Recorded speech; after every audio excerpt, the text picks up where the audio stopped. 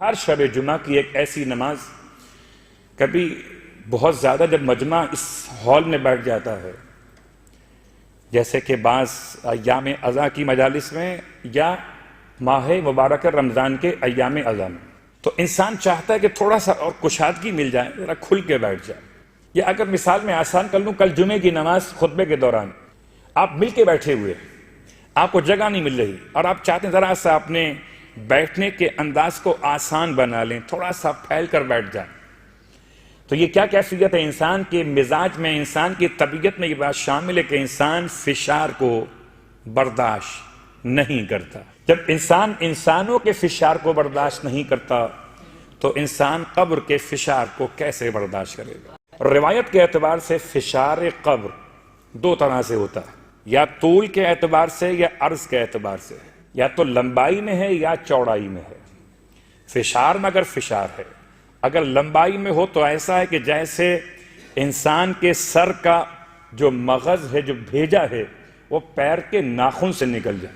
اور اگر یہ عرض میں ہو تو اس طرح سے کہ دائیں طرف کی پسلیاں بائیں طرف اور بائیں طرف کی پسلیاں دائیں طرف۔ مگر فشار ہوتا کس کے لیے ہے؟ سب سے پہلے شدت سے روایات نے اس بات کو بیان کیا، وہ ایسے شخص کے لیے فشار کی روایت زیادہ ملی کہ جو اپنے آپ کو پیشاب کی نجاستوں سے محفوظ نہ رکھتا ہو۔ بہت غور کیجئے گا، ہماری اور آپ کی تو بہرحال کیفیت اتنی بلند ہے کہ انما یرید اللہ لیذھب عنکم الرجس اہل البیت ویطہرکم تطہیرا کی محبت لیے ہوئے۔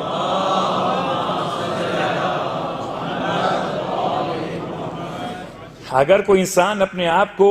ان تمام تر نجاستوں میں، خاص نجاست جو روایت کے الفاظ استعمال ہوئے وہ پیشاب کے لفظ کا عنوان استعمال کیا گیا، اس کی نجاست سے جو اپنے آپ کو نہ بچائے وہ فشار قبر سے نہیں بچ سکتا۔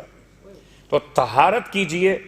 لباس کو پاک رکھیے، بدن کی پاکیزگی کا خیال کیجئے، نماز کے لیے ہو تو اپنے مقام پر، فشار قبر سے بچنا ہو تو اپنے مقام پر۔ دوسرا ہے، کوئی انسان اگر یہاں کی بات وہاں بیان کرے، وہاں کی بات یہاں بیان کرے، چغل خور اسے اردو میں کہا جاتا ہے، نمام جسے عربی میں کہتے ہیں، اس پر بھی فشار قبر کی روایت موجود ہے کہ یہاں کی بات وہاں بیان کرنے والا، وہاں کی بات یہاں بیان کرنے والا فشار قبر سے محفوظ نہیں رہ سکتا۔ اپنے گھر والوں سے بد اخلاقی کرنے والا، خاص طور سے اپنے شریک حیات کا مذاق اڑانے والا، اس کے نام کو بگاڑ کر آواز دینے والا، بد اخلاقی سے پیش آنے والا فشار قبر سے محفوظ نہیں رہ سکتا، چاہے جتنی نمازیں پڑھ لے اور چاہے جتنے سجدے خدا کی بارگاہ میں کر، جب تک وہ اسے معاف نہ کر دے۔ اسی انداز سے کوئی ایسا شخص جو اپنے گھر والوں سے ان کے حقوق ادا کرنے سے اپنے آپ کو بری الذمہ کیے بغیر الگ ہو جائے، یعنی اسے کہتے ہیں کہ خدا کے لیے گھر سے باہر نکل گئے، کون حق ادا کرے گا؟ تو جو اپنے گھر والوں کا حق ادا نہ کرے اس پر بھی فشار قبر ہوتا ہے، اور جو غیبت کا ایک جملہ بھی زبان سے ادا کرے اس پر بھی فشار قبر ہوتا ہے۔ فشار قبر جن عوامل کی بنیاد پر ہوتا ہے وہ تو آپ کے علم میں آ گئے، بہت کم ایسے لوگ جن پر فشار قبر نہیں ہوتا، اور بہت زیادہ ایسے لوگ ہیں جن پہ فشار قبر ہوتا ہے۔ اب آئیے ہم تلاش کرتے ہیں، مولا ہم فشار قبر سے بچنا چاہتے ہیں تو کیا کریں؟ کہ اگر بچنا چاہتے ہو تو سرکار ختم یہ مرتبہ صلی اللہ علیہ وآلہ وسلم کا فرمان، ارشاد فرماتے ہیں کہ جو رات کو سونے سے پہلے ایک مرتبہ سورہ تکاثر کی تلاوت کر لے، رات کو سونے سے پہلے ایک مرتبہ سورہ تکاثر، الہاکم التکاثر حتی زرتم المقابر الی آخر، رات کو سونے سے پہلے ایک مرتبہ سورہ تکاثر کی تلاوت کر لے،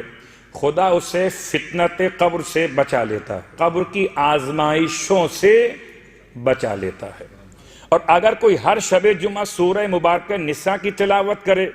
تو خدا اس کو بھی فشار قبر سے، عذاب قبر سے بچا لیتا ہے۔ اول شب دفن کی نماز، اول شب دفن کا صدقہ انسان کو فشار سے بچاتا ہے۔ اسی انداز سے دو لکڑیاں جو رکھی جاتی ہیں جریدتین کے نام سے، اول سب سے پہلے حضرت آدم علیہ السلام کی وصیت تھی کہ جب مجھے دفن کرنا تو میرے کفن میں 2 لکڑیاں تر و تازہ رکھ دینا۔ یہ سنت انبیاء ہے، یہ سنت انبیاء ہے۔ حضرت آدم علیہ السلام اول نبی قرار پائے کہ جو آپ نے وصیت فرمائی، معصوم کا فرمان ہے جب تک یہ لکڑیاں تر و تازہ رہتی ہیں تب تک انسان پر فشار قبر واقع نہیں ہوتا۔ اور ایک بات آپ کل سن چکے کہ اگر کسی کے کفن پر دعائے جوشن کبیر لکھی ہوئی ہو تو خدا اس بات سے شرم محسوس کرتا ہے کہ پھر اس صاحب کفن پر اپنے عذاب کو نازل کرے۔ تو آج کی رات کی نماز شب جمعہ کے اعتبار سے کہ جو شخص چاہتا ہے کہ اس پر فشار قبر نہ ہو، وہ ہر شب جمعہ 2 رکعت نماز شب جمعہ کی نیت سے قربتاً اللہ ادا کرے،